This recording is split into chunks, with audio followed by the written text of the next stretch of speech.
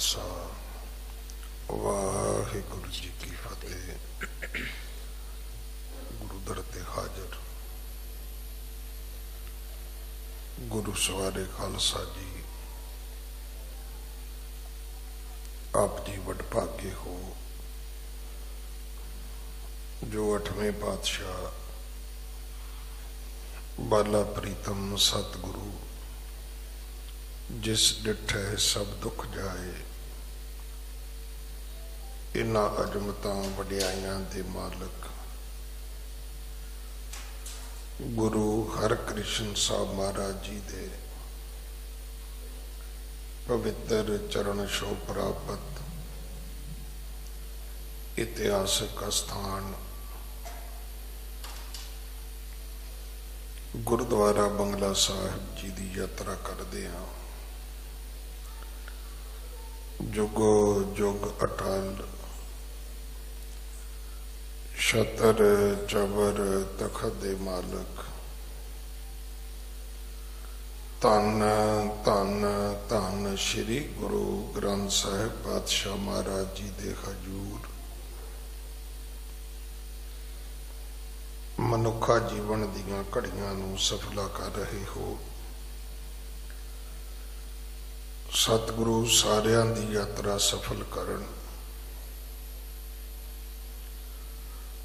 हुण समा है गुरु दरबार दे निजम अनुसार गुरु इतिहास दी चल रही लड़ीवार कथा दा अपनियां मन बिरतियां एकाग्र करो, रसना पवित्र कर दे एक बार सारे उच्चारण करो जी सतनाम वाहे गुरु जी। एक इतिहास पहले पातशाह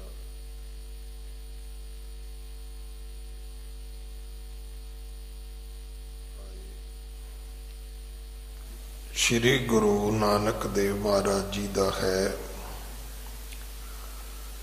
प्रसंग है सतगुरु जी समेर पर्वत तो अगे गए हैं। उथे कां दे वर्गा कां दी जूनी विच एक ऋषि तपस्वी बैठा सी जिसका नाम कागभसुंड है।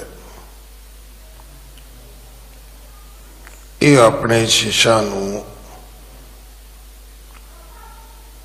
भगत करत जिन प्रेम उमंगा, सुने प्रीत सो सर्ब विहंगा, उचरत कथा प्रेम उरजाही। कि रब दी प्रेमा भगती दी कथा उन्होंने सरवण करवाउंदा है। गुरु साहब दे पहुंचण तो बाद जदों कथा समाप्त हुई तो भाई मरदाना जी ने शब्द गायन किया है। जदों शब्द संपूर्ण होया ता उस वक्त कागभसुंड ऋषि ने पूछया कि यह बाणी किहदी है। जदों पता लग्या बाणी गुरु नानक साहब दी है, इन्हें गुरु साहब दे चरण पकड़ के मत्था टेकिया।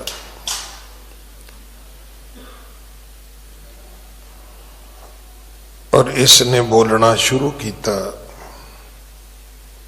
कहन लगा मैनू तुहाडे आउण तो पहला पता सी कि कलयुग दे विच एक रबी अवतार गुरु नानक आएगा। मेरे मन की हार्दिक इच्छा सी, ए सुध मोको हुती अगारी, प्रगटै हर कल काल मुझारी, जाऊं बलोकन रूप कृपाला, यही चाह थी हृदय बसाला। ये इच्छा सी मेरी कि जदों रबी अवतार कलयुग विच प्रगट होएगा तो मैं उहदे दर्शन करन जावांगा। दैव जोग ते आए समीपा, दीन दर्श बेदी कुल दीपा। ये मेरी खुशकिस्मती है कि तुसी आप चल के आ गए, मैनू दर्शन दे दिते ने। इस कलयुग दे विच जेड़े मंदी मत वाले मूर्ख लोग ने, जिन्हां दा धर्म भ्रिष्ट हो चुकिया है, जेड़े दिन रात मोह ममता दे विच भरे होए हन, उन्हां नूं तुसीं सही जीवन दा रस्ता देण वास्ते आए हो। उन्हां दे हिरदे विच जिहड़ियां कुमत दियां, पैड़ी बुद्धि दियां, मत दियां गंढां बजियां ने, उन्हां नूं खोलण वास्ते आए हो। धर पर नर शरीर को धारा, तीन लोक के तुम आधारा। तुसी शरीर मनुखां वाला जरूर धारण कीता है, पर हैगे ते तुसी तीन लोकां दे मालक हो। जे रावर चरणन शरणा, क्यों ना तरे जग जन्म रमरना। जेड़ा व्यक्ति तुहाडी चरण शरण विच आएगा वो मुक्त हो जाएगा, उदी मुक्ति हो जाएगी, कल्याण हो जाएगा। श्री नानक बोले तबै, सब गुण मैं प्रधान, भगत निरंतर करत हो, सरोतन बिखै महान। सतगुरु कहन लगे, ऋषि तू बड़ा ही चंगा काम कर रहे है। सुनन वालियां विच, सरोतियां दे विच तू प्रभु दी प्रेमा भगती दी कथा करदा है। अज भी तुसी वेखोगे बड़े लोग ने जिन्हां दे बोलण विच भी अग वरसदी है। ऐसे व्यक्तियां दियां तुसी कदे वीडियो सुनो, कदे उन्हां दी कोई डिबेट सुनो। ईवन इहो जे लोग भी ने जिहड़े टीवी उत्ते आके भी अग उगल दिंदे ने। भावें उन्हां दे बोलण नाल अद्धा संसार सड़ जाए, उन्हां नूं कोई फर्क नहीं पैंदा। उन्हां दी बाणी विच अमृत नहीं है। दास ने कल भी बेनती की सी भी पंजाब दे विच एक अखबार अज भी निकलदी है, पर 1978 तो बाद उसनूं अग बाणी किया जाता सी, जग बाणी नहीं सी किया जाता है। ते जग बाणी बड़े प्यारे शब्द ने। जग कहंदे ने दुनिया नूं, बाणी कहंदे ने जो दुनिया कहंदी है। जग बाणी दा मतलब दुनिया दे बोल, लोकां दी आवाज, लोकां दीयां गल्लां। पर उन्हें सारा पंजाब साड़ के सुआह कर दिता सी। इत्थे काग पसुंड ऋषि ने गुरु नानक साहब महाराज दे सन्मुख बेनती की थी। कहन लगा, नाथ जी एक कृपा करो कि आप जी मैनू दसोगे भी स्रोते किन्नी किस्म दे हुंदे ने।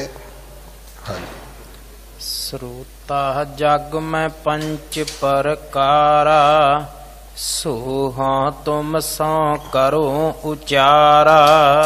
सतगुर दीना नाथ जी कीजै मोहे सहाय। हे दीना ते दया करन वाले, हे गुरु नानक एक मेरी सहायता करो। ਸਰੋਤੇ ਕਿਸ ਪ੍ਰਕਾਰ ਕੇ ਦੀਜੈ ਮੋਹੇ ਬਤਾਏ। ਸੁਣਨ ਵਾਲਿਆਂ ਦੀਆਂ ਕਿੰਨੀਆਂ ਜਾਤੀਆਂ ਨੇ, ਕਿੰਨੀਆਂ ਕਿਸਮਾਂ ਨੇ, ਕਿੰਨੇ ਤਰ੍ਹਾਂ ਦੇ ਸੁਣਨ ਵਾਲੇ ਲੋਕ ਹੁੰਦੇ ਨੇ, ਮੈਨੂੰ ਦੱਸੋਗੇ। ਵੇਖੋ, ਅਗਰ ਤੁਸੀਂ ਦੁਕਾਨ ਖੋਲੀ ਹੈ ਤੇ ਤੁਹਾਨੂੰ ਕਸਟਮਰ ਦੀ ਸਟੱਡੀ ਨਹੀਂ ਆਉਂਦੀ। ਇੱਥੇ ਕਰੋਲ ਬਾਗ ਦੇ ਵਿੱਚ ਇਹ ਗੱਲ ਮੈਂ ਤੁਹਾਨੂੰ ਕੋਈ 25 ਸਾਲ ਪੁਰਾਣੀ ਸੁਣਾ ਰਿਹਾ। ਹੁਣ ਅੱਜ ਤੇ ਮੈਨੂੰ ਨਹੀਂ ਪਤਾ। 25 ਸਾਲ ਪਹਿਲਾਂ ਉਸ ਬੰਦੇ ਦੀ 80,000 ਰੁਪਇਆ ਪਗੜੀ ਸੀ। ਸੇਲਜ਼ਮੈਨ ਸੀਗਾ ਉਹ, ਜਿਹਦੀ ਦੁਕਾਨ ਤੇ ਬੈਠਦਾ ਸੀ ਉਹ ਐਡਵਾਂਸ 80,000 ਰੁਪਇਆ ਉਹ ਇਉਂ ਕਹਿ ਲਈਏ ਵੀ ਜਿਵੇਂ ਕੋਈ ਪ੍ਰਾਪਰਟੀ ਲੀਜ਼ ਤੇ ਦਈ ਦੀ ਹੈ। ਉਹ ਇਸ ਤਰ੍ਹਾਂ 80,000 ਪਗੜੀ ਲੈਂਦਾ ਸੀ, ਆਪਣੀ ਤਨਖਾਹ ਵੱਖਰੀ। ਉਹਦੇ ਵਿੱਚ ਗੁਣ ਸੀ, ਉਹਨੂੰ ਪਤਾ ਸੀ ਕਿ ਕਸਟਮਰ ਨੂੰ ਕਿਵੇਂ ਅਟੈਂਡ ਕਰਨਾ ਹੈ, ਕਸਟਮਰ ਦੀ ਪੜ੍ਹਾਈ ਕਿਵੇਂ ਕਰਨੀ ਹੈ, ਉਹਨੂੰ ਮਾਲ ਕਿਵੇਂ ਵੇਚਣਾ ਹੈ, ਔਰ ਇਹ ਸਮਝਣਾ ਕਿਵੇਂ ਹੈ ਵੀ ਇਹ ਭਾਅ ਪੁੱਛਣ ਵਾਲਾ ਹੈ ਕਿ ਕੋਈ ਚੀਜ਼ਾਂ ਮੁੱਲ ਖਰੀਦਣ ਵਾਲਾ ਹੈ। ਇਹ ਵੀ ਕਲਾ ਹੈ।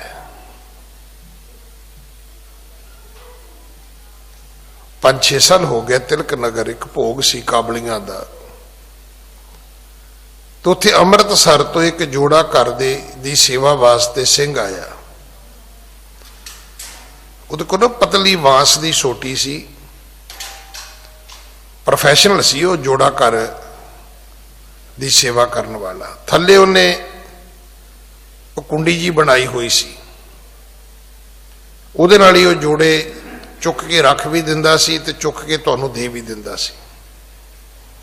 ਪਰ ਤੁਸੀਂ ਹੈਰਾਨ ਹੋਵੋਗੇ, ਉਹ ਇਹਨਾਂ ਵਰਗਾ ਸੀ ਆ ਜਿਹੜੇ ਕਾਰ ਪਾਰਕਿੰਗ ਨਹੀਂ ਚਲਾਉਂਦੇ। ਤੁਸੀਂ ਕਾਰ ਪਾਰਕਿੰਗ ਵਾਲਿਆਂ ਨੂੰ ਚਾਬੀ ਦੇ ਦਿਓ, ਗੱਡੀ ਛੱਡ ਦਿਓ, ਤੁਸੀਂ ਵਾਪਸ ਆਓ, ਉਹ ਕਦੇ ਕਮਲ ਨਹੀਂ ਮਾਰਨਗੇ ਵੀ ਚਾਬੀ ਗਵਾਚ ਗਈ ਹੈ।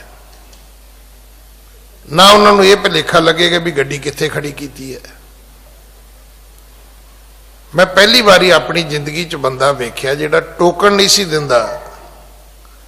ਉਹ ਕਹਿੰਦਾ ਸੀ ਜੁੱਤੀ ਦੇ ਦਿਓ, ਜਦੋਂ ਆਓਗੇ ਤੁਹਾਨੂੰ ਮੈਂ ਮੋੜ ਦਿਆਂਗਾ। ਕਮਾਲ ਹੈ। ਇਹ ਵੀ ਕਲਾ ਹੈ। ਜਿਸ ਵਿਅਕਤੀ ਨੇ ਬੋਲਣਾ ਹੈ, ਅਗਰ ਉਸ ਵਿਅਕਤੀ ਨੂੰ ਇਹ ਨਹੀਂ ਪਤਾ ਕਿ ਮੇਰੇ ਸੁਣਨ ਵਾਲਿਆਂ ਦਾ ਟੇਸਟ ਕੀ ਹੈ, ਸੁਣਨ ਵਾਲੇ ਕੀ ਸੁਣਨਾ ਚਾਹੁੰਦੇ ਨੇ। ਤੁਸੀਂ ਵੇਖਿਆ ਜਿਹੜੇ ਹਲਵਾਈ ਹੁੰਦੇ ਨੇ, ਜਿਹੜੇ ਰੈਸਟੋਰੈਂਟਾਂ ਵਾਲੇ ਹੁੰਦੇ, ਢਾਬਿਆਂ ਵਾਲੇ ਹੁੰਦੇ ਨੇ, ਉਹਨਾਂ ਨੂੰ ਸਮਝ ਆ ਜਾਂਦੀ ਹੈ ਵੀ ਲੋਕ ਕਿਦਾਂ ਦਾ ਤੜਕਾ ਖਾਣਾ ਚਾਹੁੰਦੇ ਨੇ। ਇਸੇ ਕਰਕੇ ਲੋਕ ਨਾਲੇ ਪੈਸੇ ਦਿੰਦੇ ਨੇ, ਨਾਲੇ ਜਾ ਕੇ ਵੇਟਿੰਗ 'ਚ ਖਲੋਂਦੇ ਨੇ। ਸੁਣਨਾ ਵੀ ਇੱਕ ਕਲਾ ਹੈ। ਜਪਜੀ ਸਾਹਿਬ ਦੇ ਵਿੱਚ ਸੁਣਨ ਦੀਆਂ 4 ਪੌੜੀਆਂ ਨੇ, ਤੇ ਪੰਜਾਬੀ ਦੇ ਵਿੱਚ ਪੌੜੀ ਦਾ ਅਰਥ ਕੀ ਹੈ? ਜਿਹਨੂੰ ਡੰਡੇ ਲੱਗੇ ਹੋਣ। ਪੌੜੀ ਉਹਨੂੰ ਕਹਿੰਦੇ ਜਿਹਦੇ 'ਚ ਸਟੈਪ ਬਣੇ ਹੋਣ, ਇੱਕ ਥੱਲੇ, ਇੱਕ ਉੱਪਰ, ਇੱਕ ਹੋਰ ਉੱਪਰ, ਇੱਕ ਹੋਰ ਉੱਪਰ, ਉਹਨੂੰ ਪੌੜੀ ਕਹਿੰਦੇ ਨੇ। ਅਗਰ ਜ਼ਮੀਨ ਦੇ ਉੱਪਰ ਏਦਾਂ ਕਰ ਦਿਓਗੇ ਤੇ ਉਹਨੂੰ ਕਿਆਰੀਆਂ ਕਹਿੰਦੇ ਨੇ, ਉਹਨੂੰ ਪੌੜੀ ਨਹੀਂ ਕਹਿੰਦੇ। ਫਿਰ ਉਹ ਖੇਤ ਬੱਚੇ ਵੀ ਖੇਡ ਲੈਂਦੇ ਨੇ ਐ ਵਟਾਨੀਆਂ ਬਣਾ ਕੇ। ਪਰ ਪੌੜੀ ਉੱਤੇ ਚੜਨ ਵਾਲੀ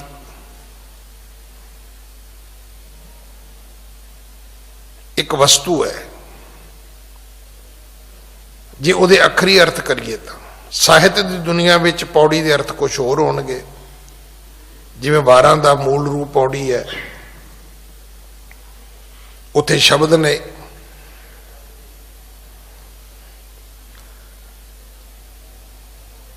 पर जपजी साहब दे विच ये जिहड़ा सुनन दीयां पौड़ियां ने ये वाकई पौड़ियां वर्गियां पौड़ियां ने। एक तो बाद तुहाडी अवस्था उपर हुंदी, उस तो बाद होर हुंदी, उहदे तो बाद होर हुंदी है। जिवें सतगुरु अगे जाके समझाउंदे ने ना कि ए तरा पत पवड़ियां चढ़िए होए अकीस,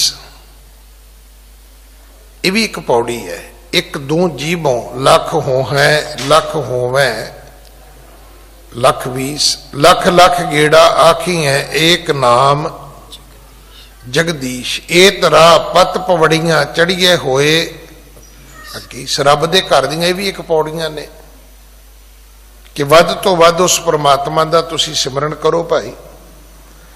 इत्थे एक कथा मैं आप जी नाल जरूर सांझी करनी है, हो सकता अगे भी तुसी मेरे तो बहुत बारी सुनी होवे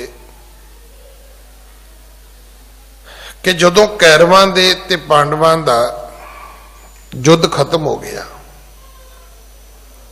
जंग सी मुक गई, कैरव हार गए, पांडव जित गए। हुण पांडव जेड़े सी वो 5 सी। हुण तुसीं पंचाली दा नां ते सुनिया है ना, जिहड़ी द्रौपदी है वो 5 दी पत्नी है। हुण उहदे विच इह तां है नहीं भी इहदी बहुती पत्नी है, इहदी घट पत्नी है, इहदी घट पत्नी है। पांडवां दे विच इह ठीक है कि युधिष्ठिर वड्डा जरूर सीगा, पर उन्हां दी अमूमन जिहड़ी संग्या वो बराबर मन्नी गई। एक तो एक सी वो, भीम दी अपनी ताकत सी, अर्जन दे अपने गुण सी ओहदे। जदों पांडवां ने जंग जित लई, हुण भी तुसीं वेखो जदों कोई पार्टी जित जाती है, फिर जिते होए जिहड़े विधायक हुंदे ने जां जिहड़े MP हुंदे ने, उन्होंने फिर अपना एक नेता चुनना हुंदा है। उहदी एक वखरी मीटिंग हुंदी है कि उन्हां दे विचों किहदी योग्यता है, इन्हां सारियां दी कौन व्यक्ति है जिहड़ा लीड कर सकदे, इन्हां च लीडरशिप दा गुण किहदे विच वड्डा है। बड़ी बाकमाल कथा है कि जिहड़े हस्तिनापुर दे लोग सी, जिहड़ी उत्थों दी पंचायत सी, उन्होंने 5 नूं सद लिया। कहंदे भाई राज तुहाडा है, तुहाडे पुरखियां दा राज है, तुसीं आपस विच लड़े हो, असीं तां लड़ाए नहीं। देखो कैरों जिहड़े कैरो सी जां जिहड़ा पांडव सी है ते भरा सी आपस विच।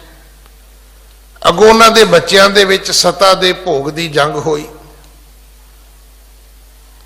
जिहड़े कैरो सी वो हार गए, जिहड़े पांडव सी वो जित गए। हुण कैरव हारे ने, पांडव जिते ने, पर पांडव ते 5 ने। हुण उन्हां पंचायत वालियां ने कहा भी वेखो ये फैसला असी करांगे कि तुहाडे 5 चों राजा कौन होएगा। देखो लड़ लेना एक अलग पक्ष है, देश की वागडोर संभालनी ये दूजा पक्ष है। जिवें अज असीं वेख ही रहे हैं, डॉक्टर मनमोहन सिंह एक भी इलैक्शन नहीं लड़ सके, पर रहिंदी दुनिया तक डॉक्टर मनमोहन सिंह नूं याद किया जाएगा। रिसैशन विच भी इंडिया विच रिसैशन नहीं आया। अज सारी दुनिया दे विच तुसीं वेखो डॉलर कित्थे दा कित्थे चला गया है, तो इंडिया कित्थे तो कित्थे आ गया है। इंडिया की हालत यह है भी हर चीज वेच के गुजारा हो रहा है। कई अरबा खरबा रुपये तो नोटबंदी च ही गवाते, क्योंकि जो मोहम्मद तुगलक वर्गा बादशाह मिल जाएगा तो फिर चमड़े के सिक्के तो चलाएगा ही ना। इनू कहते चंब दियां चलाउणियां। हुण डॉक्टर मनमोहन सिंह इलैक्शन नहीं लड़ सकता, पर कंट्री चला सकता है। ਹੁਣ ਇੱਕ ਵਿਅਕਤੀ ਕਹਿੰਦਾ ਜੀ ਮੈਂ ਪੂਰੀ ਇਲੈਕਸ਼ਨ ਹੀ ਲੜ ਸਕਦਾ, ਵੀ ਇਲੈਕਸ਼ਨ ਲੜ ਸਕਦਾ ਹੈ, ਕੰਟਰੀ ਚਲਾਉਣਾ ਹੋਰ ਕੰਮ ਹੈ। ਜਿਵੇਂ ਮੈਂ ਰੋਜ਼ ਬੇਨਤੀ ਕਰਦਾ ਵੀ ਅੱਜ ਮੇਰੀ ਭੈਣ ਜਿਹੜੀ ਹੈ ਉਹ ਐਰੋਪਲੇਨ ਵੀ ਚਲਾ ਲੈਂਦੀ ਹੈ, ਪੁੱਛੋ ਭੈਣੇ ਘਰ ਦਾ ਕੀ ਬਣਿਆ? ਘਰ ਤੇ ਡੁੱਬ ਗਏ ਨਾ। ਭੈਣਾਂ ਨੇ ਘਰ ਚਲਾਉਣੇ ਸੀ, ਉਹ ਕਹਿੰਦੀ ਨਹੀਂ ਜੀ ਮੈਂ ਤੇ ਟ੍ਰੇਨ ਚਲਾਉਣੀ ਹੈ, ਮੈਂ ਤੇ ਕਾਰ ਚਲਾਉਣੀ ਹੈ, ਮੈਂ ਤੇ ਰਾਕਟ ਚਲਾਉਣੇ ਨੇ। ਚਲਾ ਜੋ ਮਰਜ਼ੀ ਚਲਾ, ਪਰ ਇਹ ਚੇਤਾ ਰੱਖੀ ਤੇਰੇ ਬਿਨਾ ਘਰ ਦਾ ਸਤਿਆਨਾਸ਼ ਹੋ ਜਾਏਗਾ। ਪਰਮਾਤਮਾ ਨੇ ਵੀ ਵੰਡ ਕੀਤੀ ਹੈ। ਅੱਜ ਸਾਰੇ ਕਹੀ ਜਾਂਦੇ ਨਹੀਂ ਜੀ ਲੜਕੀ ਲੜਕੇ 'ਚ ਕੀ ਫਰਕ ਹੈ? ਫਰਕ ਹੈਗਾ ਭਾਈ। ਜੇ ਨਹੀਂ ਫਰਕ, ਜੇ ਆਪਾਂ ਕਹੀਏ ਪਤੀ ਪਤਨੀ 'ਚ ਕੋਈ ਫਰਕ ਨਹੀਂ ਤੇ ਠੀਕ ਹੈ, 2 ਬੱਚੇ ਪਤਨੀ ਪੈਦਾ ਕਰੇ, 2 ਬੱਚੇ ਪਤੀ ਪੈਦਾ ਕਰੇ, ਆਪੇ ਪਤਾ ਲੱਗ ਜਾਏ ਵੀ ਫਰਕ ਹੈਗਾ ਕਿ ਨਹੀਂ ਹੈਗਾ। ਮਤਲਬ ਕੰਧ ਨੂੰ ਸਿਰ ਮਾਰਨ ਨਾਲ ਸਾਨੂੰ ਕੀ ਮਿਲਦਾ? ਮੈਨੂੰ ਨਹੀਂ ਸਮਝ ਆਈ ਵੀ ਕੀ ਮਿਲਦਾ। ਕੁਦਰਤ ਨਾਲ ਸਿਰ ਮਾਰਨਾ ਇਹ ਕੋਈ ਅਕਲਮੰਦੀ ਨਹੀਂ ਹੈ। ਫਰਕ ਹੈਗਾ ਸੀ ਤੇ ਰੱਬ ਨੇ ਇੱਕ ਇਸਤਰੀ ਬਣਾਈ, ਇੱਕ ਪੁਰਖ ਬਣਾਇਆ। ਕਿਉਂ ਨਹੀਂ ਆਪਾਂ ਰੱਬ ਦੀ ਕਲਾ ਕਿਰਤ ਨੂੰ ਮੱਥਾ ਟੇਕਦੇ? ਔਰ ਕੇਵਲ ਸਾਡੇ ਵਿੱਚ ਨਹੀਂ ਬਣਾਇਆ, ਪੰਛੀਆਂ ਵਿੱਚ ਵੀ ਬਣਾਇਆ, ਪਸ਼ੂਆਂ ਵਿੱਚ ਵੀ ਬਣਾਇਆ, ਕੀੜੇ ਮਕੌੜਿਆਂ ਵਿੱਚ ਵੀ ਨਰਮਦੀਨ ਪੈਦਾ ਕੀਤੇ ਨੇ। ਅਸੀਂ ਫਿਰ ਮੰਨਣ ਨੂੰ ਤਿਆਰ ਨਹੀਂ ਆ। ਕੀ ਆਪ ਜੀ ਨੂੰ ਪਤਾ ਹੈ ਅੱਜ ਵੀ ਹਰ ਵਿਅਕਤੀ ਕਹਿੰਦਾ ਹੈ ਵੀ ਇੰਡੀਆ ਦੇ ਲੋਕਾਂ ਨੇ ਗੋਰੇ ਭਜਾਏ। ਜਿਹੜੇ ਗੋਰੇ ਭਜਾਉਣ ਵਾਲੇ ਸੀ ਉਹਨਾਂ ਵਿੱਚ ਮਹਾਤਮਾ ਗਾਂਧੀ ਵੀ ਸੀ, ਉਹਨਾਂ ਵਿੱਚ ਸ਼ਹੀਦ ਭਗਤ ਸਿੰਘ ਵੀ ਸੀ। ਪਰ ਜਦੋਂ ਕੰਟਰੀ ਚਲਾਉਣ ਦੀ ਗੱਲ ਆਈ ਫਿਰ ਕੌਣ ਲੱਭਿਆ? ਜਿਹੜਾ ਗੋਰਿਆਂ ਦਾ ਪੜ੍ਹਾਇਆ ਸੀ, ਜਵਾਹਰ ਲਾਲ ਨਹਿਰੂ। ਉਹਦੀ ਸਾਰੀ ਪੜ੍ਹਾਈ ਲੰਡਨ ਦੀ ਹੈ। ਕੰਟਰੀ ਚਲਾਉਣਾ ਹੋਰ ਚੀਜ਼ ਹੈ। ਅਗਰ ਤੁਸੀਂ ਮੁਲਕ ਚਲਾਉਣਾ ਹੈ ਤੇ ਉਹ ਮੁਲਕ ਚਲਾਉਣ ਦਾ ਤਰੀਕਾ ਹੋਰ ਹੈ। ਗੋਰੇ ਭਜਾਉਣੇ ਹੈ ਭਾਈ, ਗੋਰੇ ਤੋਂ ਹੀ ਭਜਾ ਸਕਦੇ ਸੀ ਜਿਹੜੇ ਡੰਡਾ ਸੋਟਾ ਖੜਕਾ ਸਕਦੇ ਸੀ। ਹੁਣ ਇਹ ਕਹਿਣਾ ਕਿ ਨਹੀਂ ਜੀ ਉਹਨਾਂ ਦੀ ਤੇ ਕੁਰਬਾਨੀ ਨੇ ਕੁਛ ਨਹੀਂ ਕੀਤਾ, ਇਹ ਤਾਂ ਹੁਣ ਬੜੀ ਲੰਬੀ ਵਿਆਖਿਆ ਹੈ ਨਾ। ਇਹਦੇ ਬੜੇ, ਅਗਰ ਸਾਰਾ ਕੁਝ ਇੱਥੇ ਬਹਿ ਕੇ ਬੋਲਿਆ ਜਾਵੇ ਤੇ ਬੜੇ ਦੂਰ ਦੇ ਇਹਦੇ ਨਤੀਜੇ ਨੇ, ਇਹਦੇ ਅਰਥ ਹੋਣਗੇ। ਪਰ ਸੱਚ ਇਹ ਵੀ ਜਦੋਂ ਕੰਟਰੀ ਚਲਾਉਣ ਦੀ ਵਾਰੀ ਆਈ ਤੇ ਜਿਹੜੇ ਗੋਰੇ ਭਜਾਏ ਸੀ ਉਹਨਾਂ ਦਾ ਪੜਾਇਆ ਬੰਦਾ ਹੀ ਬਿਠਾਉਣਾ ਪਿਆ ਵੀ ਤੂੰ ਚਲਾ ਭਾਈ। ਦੇਖੋ ਗੱਡੀ ਸਟਾਰਟ ਕਰਨੀ ਹੋਵੇ ਨਾ, ਧੱਕਾ ਕੋਈ ਵੀ ਲਾ ਸਕਦਾ ਹੈ, ਪਰ ਸਟੀਅਰਿੰਗ ਤੇ ਕੋਈ ਨਹੀਂ ਬਹਿ ਸਕਦਾ। ਸਟੀਅਰਿੰਗ ਤੇ ਉਹੀ ਬਵੇਗਾ, ਗੱਡੀ ਸਟਾਰਟ ਹੋਣ ਤੋਂ ਬਾਅਦ ਰੋਕਣੀ ਕਿੰਨੇ ਹੈ। ਹੁਣ ਛੋਟੇ ਜਿਹੇ ਬੱਚੇ ਨੂੰ ਸਟੀਅਰਿੰਗ ਤੇ ਬਿਠਾ ਕੇ ਤੁਸੀਂ ਧੱਕਾ ਲਾ ਦਿਓ, ਗੱਡੀ ਤੇ ਸਟਾਰਟ ਹੋ ਜਾਏਗੀ, ਪਰ ਕਿੰਨੇ ਬੰਦੇ ਮਰਨਗੇ ਮੁੜ ਕੇ ਸੋਚਿਆ ਕਦੇ ਕਿਸੇ ਨੇ? ਹਸਤਨਾਪੁਰ ਦੇ ਲੋਕਾਂ ਨੇ, ਉਥੋਂ ਦੀ ਪੰਚਾਇਤ ਨੇ ਆਖਿਆ ਵੀ ਇੱਥੇ ਬਹਿ ਜਾਓ, ਅਸੀਂ ਤੁਹਾਡੇ ਪੰਜਾਂ ਦੇ ਵਿੱਚੋਂ ਚੋਣ ਕਰਨੀ, ਅਸੀਂ ਪੰਜਾਂ ਨੂੰ ਰਾਜਾ ਨਹੀਂ ਬਣਨਾ, ਅਸੀਂ ਰਾਜਾ ਇੱਕ ਨੂੰ ਬਣਾਉਣਾ ਹੈ, ਪੰਜਾਂ ਨੂੰ ਨਹੀਂ ਬਣਾਉਣਾ। ਉਹਨਾਂ ਨੇ ਕੀ ਕੀਤਾ? ਉਹਨਾਂ ਨੇ ਪੰਜਾਂ ਦੇ ਸਾਹਮਣੇ ਚਾਂਦੀ ਦੀਆਂ 3 ਮੂਰਤੀਆਂ ਰੱਖ ਦਿੱਤੀਆਂ। ਕਹਿਣ ਲੱਗੇ ਹੁਣ ਜਿਹੜਾ ਤੁਹਾਡੇ ਚੋਂ ਦੱਸੇ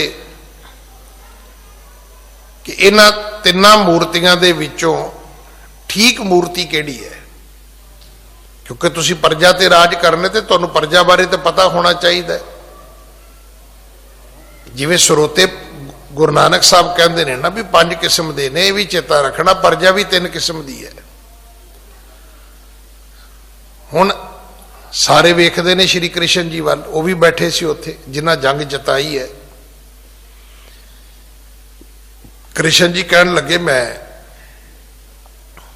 ਤੁਹਾਡੀ ਮਦਦ ਕੋਈ ਨਹੀਂ ਕਰ ਸਕਦਾ, ਪਰ ਤੁਸੀਂ ਟਾਈਮ ਮੰਗ ਲਓ। ਯੁਧਿਸ਼ਟਰ ਨੇ ਕਿਹਾ ਜੀ ਸਾਨੂੰ ਸਮਾਂ ਦਿਓ, 1 ਰਾਤ ਵਕਤ ਦਿਓ। ਹੁਣ ਉਹ 1 ਰਾਤ ਦਾ ਟਾਈਮ ਮਿਲ ਗਿਆ, ਇਹ ਮੂਰਤੀਆਂ ਲੈ ਕੇ ਘਰ ਆ ਗਏ। ਹੁਣ ਫਿਰ ਨਹੀਂ ਸਮਝ ਆਉਂਦੀ ਹੁਣ ਫਿਰ ਪੁੱਛਦੇ ਨੇ ਭਗਵਾਨ ਦੱਸੋ, ਤੇ ਸ਼੍ਰੀ ਕ੍ਰਿਸ਼ਨ ਜੀ ਨੇ ਕਿਹਾ ਵੀ ਘਾਹ ਦਾ ਤੀਲਾ ਤੋੜੋ। ਤੋੜ ਲਿਆ। ਕਹਿੰਦੇ ਇੱਕ ਮੂਰਤੀ ਚੁੱਕੋ, ਚੁੱਕ ਲਈ। ਕਹਿੰਦੇ ਇਹਦੇ ਕੰਨ 'ਚ ਮਾਰੋ। ਹੁਣ ਮੂਰਤੀ ਦੇ ਕੰਨ 'ਚ ਤੀਲਾ ਮਾਰਿਆ ਤੇ ਮੂਰਤੀ ਦੇ ਕੰਨ ਵਿੱਚ ਤੀਲਾ ਗਿਆ ਹੀ ਨਹੀਂ। ਜਾਂਦਾ ਕਿਵੇਂ? ਉਹਦੇ 'ਚ ਮੋਰੀ ਹੈ ਨਹੀਂ ਸੀ। ਕਹਿੰਦੇ ਮੂਰਤੀ ਗਲਤ ਹੈ, ਕਿਉਂਕਿ ਪ੍ਰਜਾ 'ਚ ਇੱਕ ਕਿਸਮ ਦੇ ਉਹ ਲੋਕ ਨੇ ਜਿਹੜੇ ਸੁਣਦੇ ਹੀ ਨਹੀਂ। ਇਹਨੂੰ ਪਰੇ ਕਰ ਦਿਓ। ਦੂਜੀ ਮੂਰਤੀ ਚੁੱਕੀ। ਕਹਿੰਦੇ ਹੁਣ ਇਹਦੇ ਕੰਨ 'ਚ ਤੀਲਾ ਮਾਰੋ। ਉਹਦੇ ਕੰਨ 'ਚ ਤੀਲਾ ਮਾਰਿਆ। ਤੀਲਾ ਇੱਕ ਕੰਨ ਤੋਂ ਮਾਰਿਆ, ਦੂਜੇ ਕੰਨ ਤੋਂ ਨਿਕਲ ਗਿਆ। ਕਹਿੰਦੇ ਇਹ ਵੀ ਮੂਰਤੀ ਗਲਤ ਹੈ, ਕਿਉਂਕਿ ਪ੍ਰਜਾ ਵਿੱਚ ਇੱਕ ਕਿਸਮ ਦੇ ਲੋਕ ਉਹ ਵੀ ਨੇ ਜਿਹੜੇ ਇੱਕ ਕੰਨ ਤੋਂ ਸੁਣਨਗੇ, ਦੂਜੇ ਕੰਨ ਤੋਂ ਕੱਢ ਦੇਣਗੇ। ਇੱਕ ਹੋਰ ਨੇ ਜਿਹੜੀ ਤੁਹਾਡੀ ਗੱਲ ਸੁਣਦੇ ਹੀ ਨਹੀਂ। ਹੁਣ ਮੈਂ ਗੁਰਦੁਆਰੇ ਕਥਾ ਕਰਦਾ ਹੀ ਤੇ ਕਿੰਨੀ ਸੰਗਤ ਆਉਂਦੀ ਹੈ, ਉਹਨਾਂ ਨੂੰ ਇਸ ਕਥਾ ਨਾਲ ਕੋਈ ਵਾਸਤਾ ਨਹੀਂ ਹੈ, ਉਹ ਸੁਣਦੇ ਹੀ ਨਹੀਂ। ਇੱਕ ਉਹ ਨੇ ਜਿਹੜੇ ਸੁਣ ਵੀ ਲੈਣਗੇ, ਉਹਨਾਂ ਕੰਨ ਚੋਂ ਕੱਢ ਦੇਣੀ ਹੈ। ਰਾਜੇ ਨੂੰ ਸਮਝਾਇਆ ਕਿ ਪ੍ਰਜਾ ਤਿੰਨ ਕਿਸਮ ਦੀ, ਇੱਕ ਉਹ ਜਿਹੜੇ ਗੱਲ ਸੁਣਦੇ ਹੀ ਨਹੀਂ, ਇੱਕ ਉਹ ਜਿਹੜੀ ਸੁਣ ਕੇ ਇੱਕ ਕੰਨ ਤੋਂ ਦੂਜੇ ਕੰਨ ਤੋਂ ਕੱਢ ਦਿੰਦੇ ਨੇ। ਉਹਦੇ ਮੂਰਤੀ ਦੇ ਦੋਵਾਂ ਕੰਨਾਂ 'ਚ ਮੋਰੀ ਸੀ। ਹੁਣ ਤੀਸਰੀ ਮੂਰਤੀ ਚੁੱਕੀ ਤੇ ਉਹ ਜਿਹੜਾ ਤੀਲਾ ਸੀ ਉਹ ਮੂਰਤੀ ਦੇ ਵਿੱਚ ਹੀ ਰਹਿ ਗਿਆ। ਤੇ ਕ੍ਰਿਸ਼ਨ ਜੀ ਕਹਿਣ ਲੱਗੇ ਵੀ ਹੁਣ ਇਹ ਮੂਰਤੀ ਠੀਕ ਹੈ। ਹੁਣ ਇਹ ਫੈਸਲਾ ਪੰਜਾਂ 'ਚੋਂ ਤੁਸੀਂ ਕਰ ਲਓ ਕਿ ਕਿੰਨੇ ਜਾ ਕੇ ਪੰਚਾਇਤ ਨੂੰ ਜਵਾਬ ਦੇਣਾ। ਅਗਲੇ ਦਿਨ ਪੰਚਾਇਤ ਨੇ ਪੁੱਛਿਆ ਤਾਂ ਉਹਨਾਂ ਨੇ ਯੁਧਿਸ਼ਟਰ ਨੂੰ ਰਾਜ ਤਿਲਕ ਦੇ ਦਿੱਤਾ। ਹੁਣ ਮੈਂ ਬੋਲ ਰਿਹਾ, ਪਰ ਮੈਨੂੰ ਪਤਾ ਹੋਣਾ ਚਾਹੀਦਾ ਮੇਰੇ ਸਾਹਮਣੇ ਸੁਣਨ ਵਾਲੇ ਲੋਕ ਜਿਹੜੇ ਨੇ ਉਹ ਪੰਜ ਕਿਸਮ ਦੇ ਨੇ। ਮਤ ਮੈਂ ਸੋਚਾਂ ਵੀ ਸਾਰਿਆਂ ਨੂੰ ਮੇਰੀ ਕਥਾ ਚੰਗੀ ਲੱਗਦੀ ਹੈ, ਨਹੀਂ। ਵਰਲਡ ਵਾਈਡ ਕਈ ਕਹਿੰਦੇ ਗਿਆਨੀ ਜਦੋਂ ਤੁਸੀਂ ਵਿੱਚ ਸੌਂਦੇ ਆ ਨਾ ਉਹ ਬੜਾ ਚੰਗਾ ਲੱਗਦਾ ਹੈ। ਮੈਂ ਕਹਿੰਦਾ ਕਰ ਲਓ ਗੱਲ, ਕਥਾ ਤੇ ਗਈ ਨਾ। ਕਈ ਕਹਿੰਦੇ ਵੀ ਜਦੋਂ ਤੁਸੀਂ ਜਰਨਲ ਗੱਲ ਕਰਦੇ ਉਹ ਚੰਗੀ ਲੱਗਦੀ ਹੈ। ਹੁਣ ਉਡੀਕਦੇ ਰਹਿੰਦੇ ਨੇ ਵੀ ਕਥਾ ਤੋਂ ਬਾਹਰ ਨਿਕਲ ਕੇ ਗਿਆਨੀ ਜੀ ਨੇ ਕਦੋਂ ਬੋਲਣਾ ਹੈ। ਕਈ ਐਸੇ ਵੀ ਨੇ ਕਹਿੰਦੇ ਗਿਆਨੀ ਜੀ ਇਦਾਂ ਤੇ ਫਿਰ ਸਾਨੂੰ ਤਾਂ ਨਹੀਂ ਲੱਗਦਾ ਵੀ ਸਾਡੀ ਉਮਰ 'ਚ ਕਥਾ ਪੂਰੀ ਹੋਏਗੀ, ਕਿਉਂਕਿ ਤੁਸੀਂ ਕਥਾ ਨੂੰ ਤੋਰਦੇ ਹੀ ਘੱਟ ਹੋ। ਉਹਨਾਂ ਦਾ ਭਾਵ ਹੁੰਦਾ ਵੀ ਛੇਤੀ ਛੇਤੀ ਸੁਣਾ ਦਿਓ, ਸਮਝ ਆਵੇ ਭਾਵੇਂ ਨਾ ਆਵੇ। ਗੁਰੂ ਨਾਨਕ ਸਾਹਿਬ ਮਹਾਰਾਜ ਨੂੰ ਕਾਗ ਪਸੁੰਡ ਰਿਸ਼ੀ ਨੇ ਕਿਹਾ ਕਿ ਸਤਿਗੁਰ ਦੀਨਾ ਨਾਥ ਜੀ ਕੀਜੈ ਮੋਹਿ ਸਹਾਏ, ਸਰੋਤੇ ਕਿਸ ਪ੍ਰਕਾਰ ਕੇ ਦੀਜੇ ਮੋਹਿ ਬਤਾਏ। ਹਾਂਜੀ। ਸਰੋਤਾ ਜਗ ਮੈਂ ਪੰਚ ਪ੍ਰਕਾਰਾ, ਸੋਹਾ ਤੁਮ ਸੋ ਕਰੋ ਉਚਾਰਾ। ਸਤਿਗੁਰੂ ਕਹਿਣ ਲੱਗੇ ਸਰੋਤੇ ਪੰਜ ਕਿਸਮ ਦੇ ਨੇ। ਸਰੋਤਿਆਂ ਦੀਆਂ ਪੰਜ ਜਾਤੀਆਂ ਨੇ, ਪੰਜ ਵੰਨਗੀਆਂ ਨੇ, ਪੰਜ ਵੈਰਾਈਟੀਆਂ ਨੇ, ਵੱਖਰੀਆਂ ਵੱਖਰੀਆਂ। ਸੁਣੋ ਮੈਂ ਸੁਣਾਉਣਾ ਤੁਹਾਨੂੰ ਭਾਈ। ਹਾਂਜੀ। ਰਾਗ ਰਾਗਣੀ ਸਮਝੈ ਏਕਾ, ਦੂਜੇ ਸੁਰ ਕੈ ਲਖੈ ਬਬੇਕਾ। ਸੁਣਨ ਵਾਲਿਆਂ ਦੇ ਵਿੱਚ ਪਹਿਲੀ ਜਾਤੀ ਇਹ ਹੈ ਕਿ ਉਹ ਸਮਝਦੇ ਨੇ ਵੀ ਇਹ ਰਾਗ ਗਾਇਆ ਜਾ ਰਿਹਾ ਹੈ ਕਿ ਰਾਗਣੀ ਗਾਈ ਜਾ ਰਹੀ ਹੈ, ਕਿਉਂਕਿ ਰਾਗ ਰਤਨ ਪਰਿਵਾਰ ਪਰੀਆਂ। ਰਾਗ ਏਕ ਸੰਗ ਪੰਚ ਬਰੰਗਣ, ਸੰਗ ਅਲਾਪੈ ਆਠੋ ਨੰਦਨ। ਪ੍ਰਥਮ ਰਾਗ ਭੈਰੋ ਵੈ ਕਰਹੀ, ਪੰਚ ਰਾਗਣੀ ਸੰਗ ਉਚਰਹੀ। ਹੁਣ ਰਾਗਣੀਆਂ ਵੀ ਨੇ, ਰਾਗ ਵੀ ਨੇ ਭਾਈ। ਇੱਕ ਸਰੋਤੇ ਉਹ ਨੇ ਜਿਹੜੇ ਰਾਗ ਰਾਗਣੀ ਦੀ ਸੋਝੀ ਰੱਖਦੇ ਨੇ। ਕਿਹੜਾ ਰਾਗ ਹੈ, ਕਿਹੜੀ ਰਾਗਣੀ ਹੈ, ਉਹ 'ਚ ਕਿਹੜੀਆਂ ਸੁਰਾਂ ਲੱਗਦੀਆਂ ਨੇ, ਉਹ ਕਿਹੜੇ ਸਮੇਂ ਦਾ, ਸਵੇਰ ਦਾ, ਦੁਪਹਿਰ ਦਾ, ਕਿਹੜੇ ਵਕਤ ਦਾ ਰਾਗ ਹੈ। ਦੁਤੀਏ ਸਵਰ ਕੇ ਲਖੇ ਬਬੇਕਾ। ਕੁਝ ਲੋਕਾਂ ਨੂੰ ਸੁਰ ਬਾਰੇ ਗਿਆਨ ਹੈ ਕਿ ਕੀ ਇਹ ਵਿਅਕਤੀ ਇਹਦਾ ਗਲਾ ਗਾਉਣ ਵਾਲਾ ਹੈ ਵੀ ਹੈ। ਕਈ ਤੇ ਮੇਰੇ ਵਰਗੇ ਜ਼ਬਰਦਸਤੀ ਵੀ ਕਰਦੇ ਨੇ ਨਾ ਵੀ ਗਲ ਤੇ ਉਹਨਾਂ ਦਾ ਵਿਚਾਰਿਆਂ ਦਾ ਕਥਾ ਵਾਲਾ ਵੀ ਨਹੀਂ ਹੈਗਾ, ਤੇ ਬਹਿ ਜਾਂਦੇ ਨੇ ਆਵਾਜ਼ਾਂ ਲੈ ਕੇ।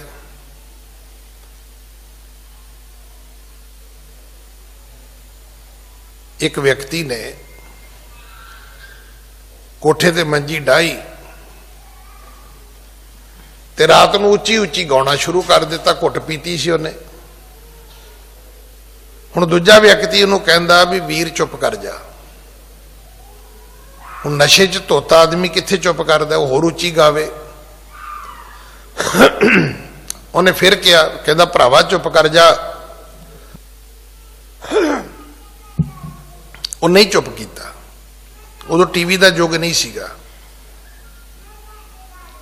ਹੁਣ ਉਹ ਕਹਿੰਦਾ ਵੀ ਤੂੰ ਏਦਾਂ ਕਰ, ਫਿਰ ਜੇ ਤੈਨੂੰ ਇੰਨਾ ਹੀ ਸ਼ੌਕ ਹੈ ਤੇ ਤੂੰ ਰੇਡੀਓ ਤੇ ਗਾਇਆ ਕਰ।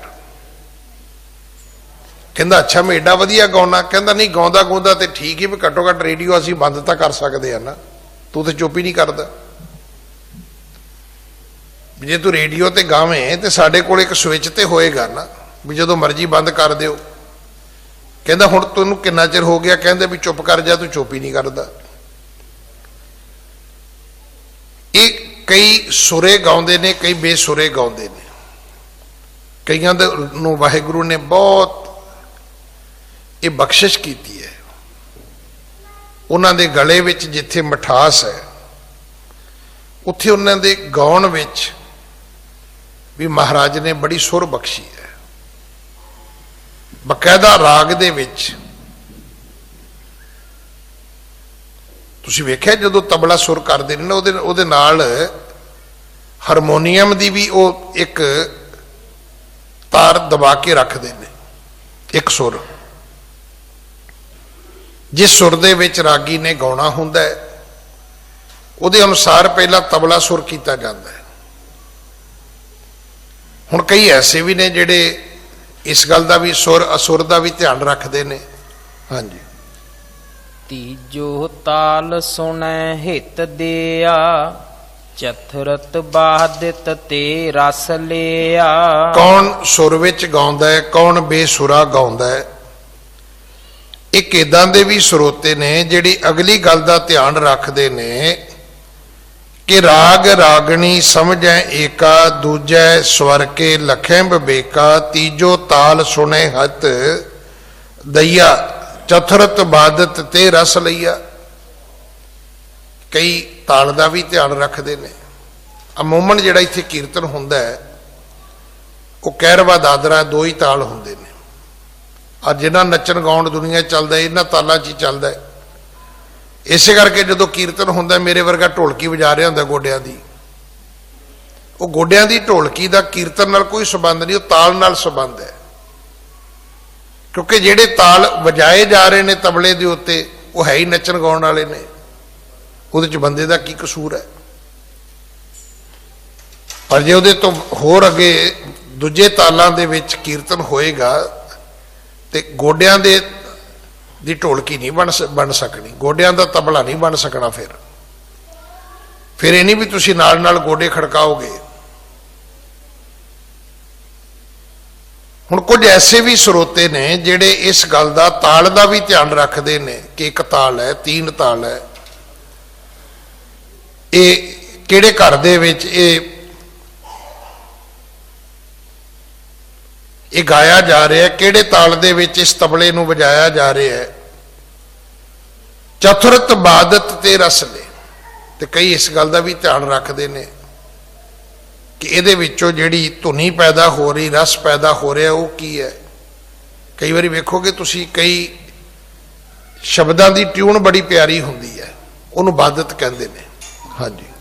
ਪੰਚਮ ਸ਼ਬਦ ਅਰਥ ਕੋ ਚੀਨਾ, ਤਾਤ ਪਰਜ ਸਮਝਤ ਪਰਬੀਨਾ। ਪਰ ਪੰਜਵੀਂ ਕਿਸਮ ਦਾ ਸਰੋਤਾ ਹੈ ਜਿਹੜਾ ਇਸ ਗੱਲ ਦਾ ਧਿਆਨ ਕਰਦਾ ਵੀ ਸ਼ਬਦ ਦੇ ਅਰਥ ਕੀ ਨੇ,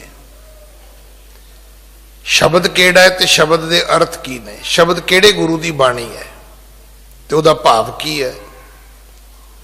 ਇਹੋ ਜਿਹਾ ਜਿਹੜਾ ਸਰੋਤਾ ਹੈ, ਇਹ ਸਭ ਤੋਂ ਸ੍ਰੇਸ਼ਟ ਹੈ, ਉੱਤਮ ਹੈ, ਜਿਹਦਾ ਇਸ ਗੱਲ ਨਾਲ ਸੰਬੰਧ ਥੋੜਾ ਹੈ ਵੀ ਰਾਗੀ ਸਿੰਘ ਕੌਣ ਹੈ ਤੇ ਤਬਲਾ ਕਿਵੇਂ ਵੱਜਦਾ ਜਾਂ ਰਾਗ ਕਿਹੜਾ ਗਾਇਆ ਜਾ ਰਿਹਾ ਹੈ। ਉਹਦੀ ਇਸ ਗੱਲ ਦੇ ਵਿੱਚ ਜ਼ਿਆਦਾ ਪ੍ਰਮੁਖਤਾ ਹੈ ਕਿ ਸ਼ਬਦ ਦਾ ਭਾਵ ਕੀ ਹੈ, ਸ਼ਬਦ ਕੀ ਕਹਿ ਰਿਹਾ ਹੈ। ਕਈ ਵਾਰੀ ਏਦਾਂ ਵੀ ਤਾਂ ਹੁੰਦਾ ਹੈ ਨਾ ਕਿ ਬੱਚੇ ਦੀ ਦਸਤਾਰਬੰਦੀ ਹੁੰਦੀ ਹੈ ਤੇ ਉਹ ਰਾਗੀ ਸਿੰਘ ਗਾ ਰਿਹਾ ਹੁੰਦਾ ਵੀ ਕਾਲੀ ਕੋਇਲ ਤੂੰ ਕਿਤ ਗੁਣ ਕਾਲੀ, ਵੀ ਦੱਸੋ ਇਹਦਾ ਦਸਤਾਰ ਬੰਦੀ ਨਾਲ ਕੀ ਸੰਬੰਧ ਹੈ।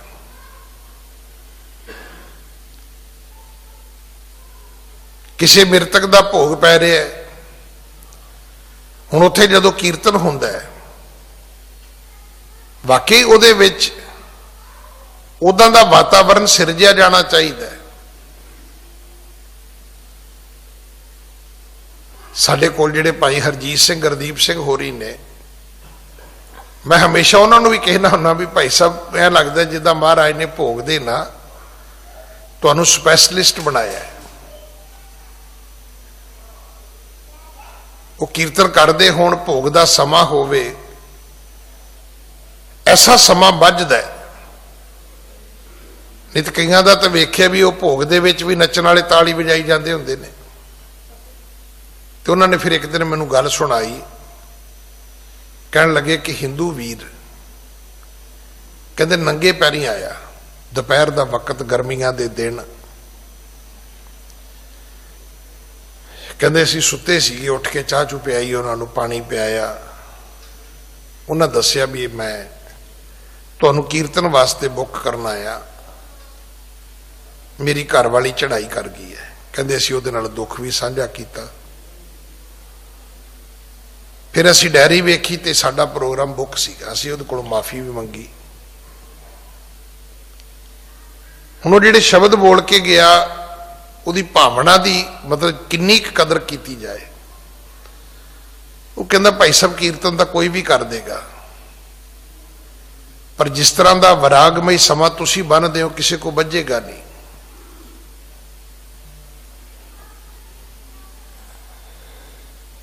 ਹੁਣ ਵਕਤ ਦੇ ਅਨੁਸਾਰ ਕਈ ਵਾਰੀ ਤੁਸੀਂ ਵੇਖਿਆ ਹੋਏਗਾ ਭੋਗ ਦੇ ਵਕਤ, ਵਿਆਹ ਦੇ ਵਕਤ ਬੜੇ ਬੜੇ ਸਿਆਣੇ ਵਿਦਵਾਨ, ਹੁਣੇ ਭਾਈ ਪ੍ਰੇਮ ਸਿੰਘ ਬੰਧੂਰੀ ਕੀਰਤਨ ਕਰਕੇ ਗਏ ਨੇ। ਮੈਂ ਬਹੁਤੀ ਵਾਰੀ ਇਹਨਾਂ ਦੀ ਅਨਾਉਂਸਮੈਂਟ ਕਰਾਂ ਤੇ ਮੈਂ ਕਹਿੰਦਾ ਹੁੰਦਾ ਵੀ ਬੜੇ ਵਿਦਵਾਨ ਕੀਰਤਨੀਏ ਨੇ। ਇਹਨਾਂ ਨੂੰ ਸਮੇਂ ਦੀ, ਸ਼ਬਦਾਂ ਦੀ ਚੋਣ ਹੁੰਦੀ ਹੈ। ਹੁਣ ਕਿਸੇ ਦਾ ਘਰ ਦਾ ਗ੍ਰਹਿ ਪ੍ਰਵੇਸ਼ ਹੋਵੇ, ਉੱਥੇ ਕਿਹੜੇ ਸ਼ਬਦ ਪੜ੍ਹਨੇ ਚਾਹੀਦੇ ਨੇ। ਹੁਣੇ ਕਿਸਾਨ ਮੋਰਚੇ ਤੇ ਮੈਂ ਬੋਲਿਆ, ਉਹਨਾਂ ਨੇ ਸ਼ਬਦ ਪੜ੍ਹੇ ਹੈ। ਉਹਨਾਂ ਨੇ ਗੁਰਬਾਣੀ ਦੇ ਵਿੱਚੋਂ ਕਿਸਾਨ ਦੇ ਪਰਥਾਏ ਉਹਨਾਂ ਪੰਕਤੀਆਂ ਨੂੰ ਟੇਕ ਬਣਾ ਕੇ ਉਹਨਾਂ ਨੇ ਪਹਿਲਾ ਸ਼ਬਦ ਹੀ ਇਹ ਪੜ੍ਹਿਆ ਸੀ। ਅੱਜ ਵਕਤ ਦੇ ਅਨੁਸਾਰ ਗਾਉਣਾ, ਇਹ ਵੀ ਇੱਕ ਸਰੋਤੇ ਨੇ ਜਿਹੜੇ ਇਸ ਗੱਲ ਦਾ ਧਿਆਨ ਕਰਦੇ ਨੇ ਕਿ ਜਿਹੜਾ ਕੀਰਤਨ ਹੋ ਰਿਹਾ ਹੈ, ਜਿਹੜਾ ਕੋਈ ਗਾ ਰਿਹਾ ਹੈ, ਕਿ ਕੀ ਉਹ ਕਿਹੜੇ ਗੁਰੂ ਦਾ ਸ਼ਬਦ ਪੜ੍ਹਦਾ, ਕਿਹੜੇ ਗੁਰੂ ਦੀ ਬਾਣੀ ਪੜ੍ਹਦਾ। ਹਾਂਜੀ, ਸੋ ਸਭ ਹਿਨ ਤੇ ਲਖੋ ਮਹਾਨਾ, ਅਰਥ ਸਮਝ ਕੈ ਗੁਣਤ ਸੁਜਾਨਾ। ਜਿਹੜਾ ਵਿਅਕਤੀ ਅਰਥਾਂ ਨੂੰ ਸਮਝਦਾ ਹੈ, ਸ਼ਬਦ ਨੂੰ ਸਮਝਣਾ, ਕਿਹੜੇ ਗੁਰੂ ਦੀ ਬਾਣੀ ਉਸ ਨੂੰ ਸਮਝਣਾ, ਫਿਰ ਉਸ ਸ਼ਬਦ ਦੇ ਅਰਥਾਂ ਨੂੰ ਸਮਝਣਾ ਕਿ ਗੁਰੂ ਜੀ ਇਸ ਸ਼ਬਦ ਵਿੱਚ ਕਹਿੰਦੇ ਕੀ ਨੇ, ਭਾਵ ਕੀ ਹੈ, ਇਹਦੇ ਅਰਥ ਕੀ ਨੇ। ਇਹੋ ਜਿਹਾ ਸੁਣਨ ਵਾਲਾ ਸਰੋਤਾ ਜਿਹੜਾ ਹੈ, ਇਹ ਸਭ ਤੋਂ ਉੱਤਮ ਹੈ, ਇਹ ਸਭ ਤੋਂ ਸ੍ਰੇਸ਼ਟ ਹੈ, ਸਭ ਤੋਂ ਵਧੀਆ ਹੈ। ਹਾਂਜੀ, ਜਾਂ ਤੇ ਹੋ ਸਭ ਵਿਖੇ ਵਡੇਰੇ, ਸਮਝ ਅਰਥ ਸੁਖ ਪਾਏ ਕਨੇਰੇ। ਇਸ ਕਰਕੇ ਜਾਂ ਤੇ ਹੋ ਸਭ ਵਿਖੇ ਵਡੇਰੇ, ਸਮਝ ਅਰਥ ਸੁਖ ਪਾਏ ਕਨੇਰੇ। ਆਖਿਆ ਕਾਗ ਪਸੁੰਡ ਜੀ, ਤੁਸੀਂ ਸਾਰਿਆਂ ਤੋਂ ਉੱਤਮ ਹੋ ਕਿ ਤੁਹਾਨੂੰ ਅਰਥ ਬੋਧ ਵੀ ਆਉਂਦਾ ਹੈ, ਸਮਝ ਵੀ ਆਉਂਦੀ, ਅੱਗੋਂ ਸਮਝਾਉਣਾ ਵੀ ਆਉਂਦਾ ਹੈ, ਕਿ ਤੁਸੀਂ ਆਪਣੇ ਸਰੋਤਿਆਂ ਨੂੰ ਵੀ ਸਮਝਾਉਂਦੇ ਹੋ ਵੀ ਭਾਈ ਪ੍ਰੇਮਾ ਭਗਤੀ ਦਾ ਕੀ ਭਾਵ ਹੈ। ਧਰਮ ਦੀ ਦੁਨੀਆ ਦੇ ਵਿੱਚ ਮਤ ਸੋਚੋ ਵੀ ਕੋਈ ਪੈਸੇ ਦਾਨ ਕਰਦਾ, ਕੋਈ ਸੋਨਾ ਚਾਂਦੀ ਦਾਨ ਕਰਦਾ, ਕੋਈ ਹੀਰੇ ਮੋਤੀ ਦਾਨ ਕਰਦਾ। ਇਹ ਛੋਟੀਆਂ ਚੀਜ਼ਾਂ ਨੇ। हर कीरत साध संगत है सिर करमन के कर्मा। संगत विच बैठना ते रब दी कीर्ति गाउणा, इस तो उत्तम कोई धर्म कर्म नहीं है। देखो सोना चांदी तो ही दान करेगा जिन्हों रब ने सोना दिता होएगा। जिन्हों कन्ना च हत्थां च पाउण नहीं मिलिया, उन्हें हत्थां विच पाउण लई नहीं मिलिया, वो की दान करेगा। जिहदे कोले खर्चण लई पैसा नहीं हैगा, वो हुण पैसे की दान करेगा भाई। जिहदे कोल होएगा वो ते कर लेगा। पर प्रभु की प्रेमा भगती तो गरीब भी कर सकता है, अमीर भी कर सकता, उत्ते किहड़ा पैसा लगना है। रब की भगती ते पैसा नहीं लगता, समा लगता है। समा अमीर कोल भी हैगा, गरीब कोल भी हैगा, अमीर कोल ज्यादा है। अमीर कोल ज्यादा समा है, उन्हें किहड़ा चाह बनाउणी है, उन्होंने चाह बड़ी बनाई बड़ जानी। उन्हें किहड़ा कपड़े धोने ने, उन्होंने धोते धुताए मिल जाने ने। उन्हें किहड़ा ब्रैड दे उत्ते बटर लाउणा है, कीते कताए तैयार सलाइस उहदे अगे आ जाने ने। ना उन्हें कपड़े प्रैस करने ने, प्रैस कीते हैंगर ते कपड़े नौकरां ने कढ़ के उन्होंने फड़ा देने ने। सगों अमीर आदमी कोल समा बहुत है, गरीब आदमी कोल समा घट है। हुण जिन्हें सवेरे अखबारां सुट्टणियां ने, आपां नूं कहीए सवेरे आसा दी वार सुण, वो सुण सकदा है। जिन्हें सवेरे लोगों के घर च दुध पाउणा है, आपां नूं कहीए सवेरे आके आसा दी वार सुण, वो सुण सकदा है। जिन्हें सवेरे उठ के सारे घर दियां रोटियां पका के बच्चे स्कूल घल्लणे, उन्होंने कहिए जी मॉर्निंग वॉक करो, वो भैन वॉक कर सकती है। हाँ कोई मेम साहब तो कर सकती, जिहदे घर 15 नौकर ने, न्याणे किसे ठाउणे ने, नवाउणे किसे होर ने, छड्ड के किसे होर ने आउणे ने, ब्रेकफास्ट किसी होर ने कराउणा है, वो मेम साहब कोल ते टाइम है, वो तो सारे काम कर सकती है। इस करके वो व्यक्ति जिन्हों सब तो उत्तम आख्या वो है कि जिहड़ा प्रेमा भगती विच रहिंदा है। प्रेमा भगती वास्ते तुहानूं पैसे की जरूरत नहीं है, उहदे लई समय की जरूरत है। समा वाहिगुरू सच्चे पातशाह ने सब नूं दिता है, काम धंधे वाले नूं भी दिता है, उन्होंने भी समझाया कि भाई हाथ कार वल चित यार वल।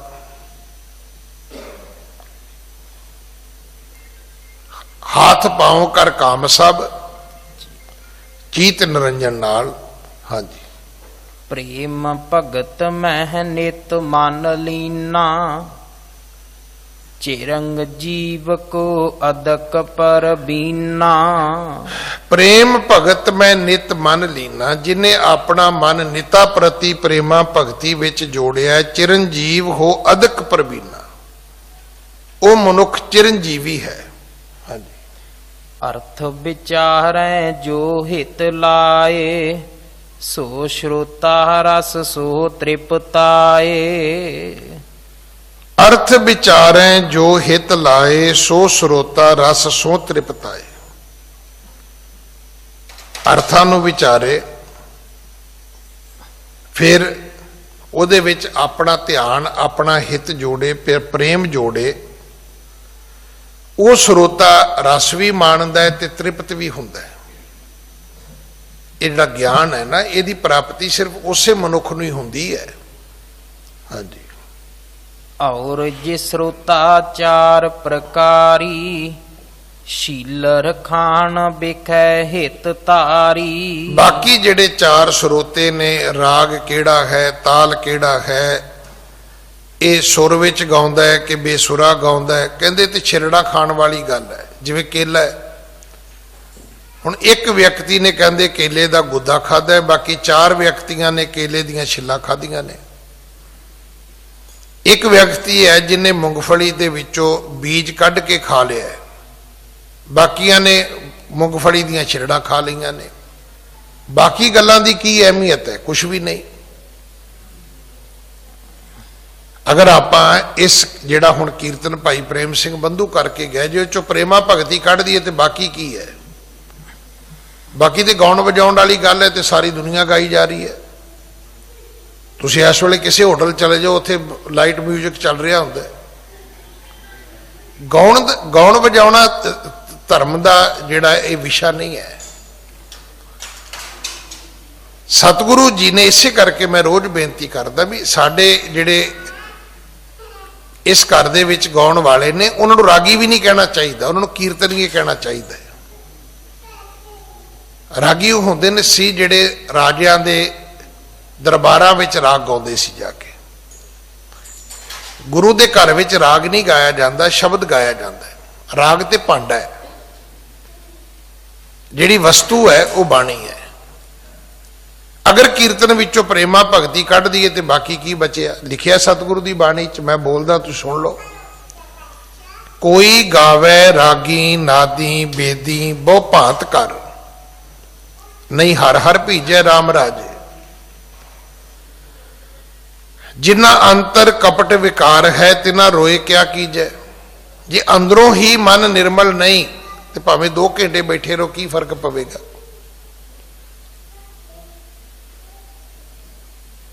ਜੇ ਅੰਦਰੋਂ ਮਨ ਭਿੱਜ ਜਾਏ ਤੇ ਅੱਧਾ ਘੰਟਾ ਵੀ ਪਾਠ ਬਹੁਤ ਹੈ। ਨਾ ਮਨ ਭਿੱਜੇ ਤੇ ਭਾਵੇਂ 2 ਘੰਟੇ ਗੁਟਕਾ ਹੱਥ 'ਚ ਫੜ ਕੇ ਬੈਠੇ ਰਹੀਏ।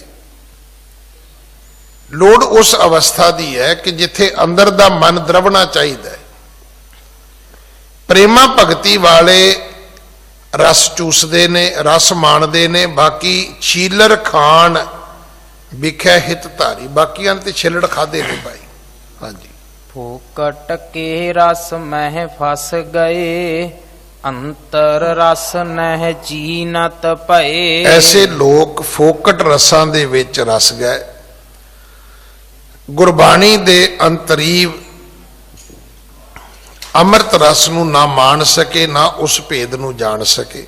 ਹਾਂਜੀ। ਸਤ ਸੰਗਤ ਕੋ ਰਸ ਤੁਮ ਚੀਨੋ, ਵੱਡ ਚਿਰਿੰਗ ਜੀਵੀ ਪਦ ਕੋ ਲੀਨੋ। ਸਤਿਗੁਰੂ ਕਹਿਣ ਲੱਗੇ, ਕਾਗ ਪਸੁੰਡ ਤੂੰ ਸਤ ਸੰਗਤ ਦੇ ਉਸ ਰਸ ਨੂੰ ਮਾਣਿਆ,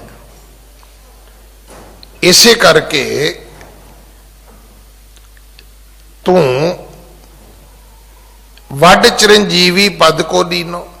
ਜਿਹੜੀ ਤੈਨੂੰ ਵੱਡੀ ਉਮਰ ਮਿਲੀ ਹੈ ਉਹ ਇਸੇ ਕਰਕੇ ਮਿਲੀ ਹੈ। ਹੁਣ ਸ਼ਬਦ ਗੁਰਬਾਣੀ 'ਚ ਦਰਜ ਹੈ, ਜੀਵਤ ਜੀਵਤ ਜੀਵਤ ਰਹੋ। ਇਹ ਸ਼ਬਦ ਲਿਖਿਆ ਹੋਇਆ ਸਤਿਗੁਰੂ ਦੀ ਬਾਣੀ ਵਿੱਚ। ਤੇ ਅੱਗੇ ਕੀ ਹੈ? ਰਾਮ ਰਸਾਇਣ ਨਿਤ ਉੱਠ ਪੀਵੋ। ਅਗਰ ਤੁਸੀਂ ਇਸ ਰਸਾਇਣ ਨੂੰ ਪੀ ਸਕਦੇ ਹੋ ਤੇ ਜਿਉਂਦੇ ਹੋ ਭਾਈ, ਫਿਰ ਮਰੋਗੇ ਥੋੜਾ ਤੁਸੀਂ। ਦੁਨੀਆ ਮਰਦੀ ਹੈ, ਗੁਰਮੁਖ ਨਹੀਂ ਮਰਦਾ। ਗੁਰਮੁਖ ਆਏ ਜਾਏ ਨਿਸੰਗ, ਜਿਤੜੇ ਨਰਕ ਸੋ ਮਨਮੁਖ ਭੋਗੈ। ਗੁਰਮੁਖ ਲੇਪ ਨਾ ਮਾਸਾ ਹੈ। ਇਹ ਨਰਕ ਮਨਮੁਖਾਂ ਵਾਸਤੇ ਬਣੇ ਨੇ, ਜਿਵੇਂ ਜੇਲਾਂ ਨੇ। ਚੰਗੇ ਬੰਦੇ ਵਾਸਤੇ ਜੇਲ੍ਹ ਨਹੀਂ ਹੈ, ਜੇਲਾਂ ਕ੍ਰਿਮੀਨਲ ਬੰਦਿਆਂ ਵਾਸਤੇ ਨੇ। ਮੇਰੇ ਖਿਆਲ ਬਹੁਤੇ ਬੰਦਿਆਂ ਨੂੰ ਪਤਾ ਹੀ ਨਹੀਂ ਹੋਣਾ ਦਿੱਲੀ 'ਚ ਕਿੰਨੀਆਂ ਜੇਲਾਂ ਨੇ। ਮੈਨੂੰ ਵੀ ਮੇਰੇ ਮਿੱਤਰ ਇੱਕ ਡੀਜੀਪੀ ਬਣੇ ਤੇ ਉਦੋਂ ਪਤਾ ਲੱਗਾ ਵੀ ਇਹ ਦਿੱਲੀ 'ਚ 4-5 ਜੇਲਾਂ ਨੇ। ਮੈਂ ਸੋਚਦਾ ਸੀ ਵੀ ਤਿਹਾੜ ਇੱਕੋ ਹੀ ਹੈ। ਫਿਰ ਉਹਨਾਂ ਦੱਸਿਆ ਵੀ ਨਹੀਂ, ਔਰ ਦੂਜੀਆਂ ਵੀ ਬਹੁਤ ਵੱਡੀਆਂ ਵੱਡੀਆਂ ਜੇਲਾਂ ਨੇ, ਕਈ 100-100 ਏਕੜ ਦੇ ਵਿੱਚ ਜੇਲਾਂ ਨੇ। ਪਰ ਇਹਦੇ ਆਮ ਬੰਦੇ ਦਾ, ਸ਼ਰੀਫ ਆਦਮੀ ਦਾ ਕੀ ਲੈਣਾ ਦੇਣਾ ਹੈ?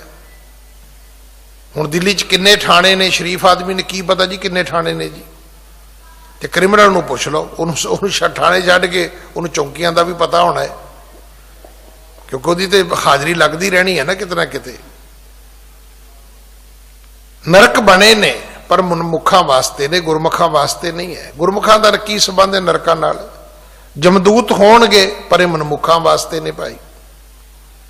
ਗੁਰਮੁਖਾਂ ਨੂੰ ਥੋੜਾ ਜਮਦੂਤਾਂ ਨੇ ਲੈਣ ਆਉਣਾ ਹੈ। ਨਰਕ ਮਨਮੁਖਾਂ ਵਾਸਤੇ ਨੇ, ਜਮਦੂਤ ਮਨਮੁਖਾਂ ਵਾਸਤੇ ਨੇ, ਗੁਰਮੁਖਾਂ ਵਾਸਤੇ ਨਹੀਂ ਹੈ। ਇਹ ਤਾਂ ਗੁਰਮੁਖ ਜਨਮ ਸਵਾਰ ਦਰਗਹਿ ਚੱਲਿਆ, ਸੱਚੀ ਦਰਗਹਿ ਜਾਏ, ਸੱਚਾ ਪਿੜ ਵਾਲਿਆ।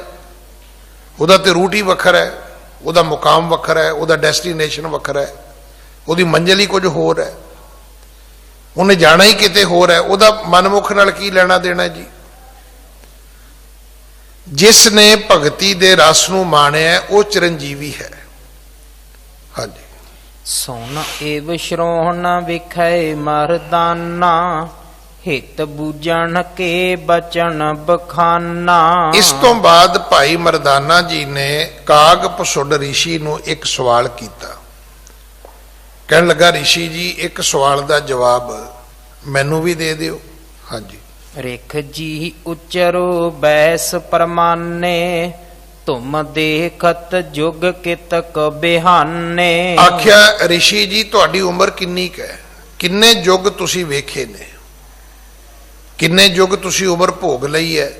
ਹਾਂਜੀ। ਕਾਕ ਪਸੁੰਡ ਬਚਨ ਤਬ ਕਹੇ, ਅਪਰਮਾਨ ਬੈਸ ਮਮ ਆਹੇ। ਅੱਗੋਂ ਕਾਗ ਪਸੁੰਡ ਰਿਸ਼ੀ ਕਹਿਣ ਲੱਗਾ ਵੀ ਕੋਈ ਗਿਣਤੀ ਮਿਣਤੀ ਹੈ ਹੀ ਨਹੀਂ, ਨਹੀਂ ਮੈਨੂੰ ਆਪਣੀ ਉਮਰ ਦਾ ਕੋਈ ਹਿਸਾਬ ਨਹੀਂ ਹੈ। ਅਪਰਮਾਨ ਬੈਸ ਮਮ ਆਹੇ, ਮੇਰੀ ਉਮਰ ਕਹਿੰਦੇ ਸਭ ਗਿਣਤੀ ਮਿਣਤੀ ਤੋਂ ਬਾਹਰ ਹੈ।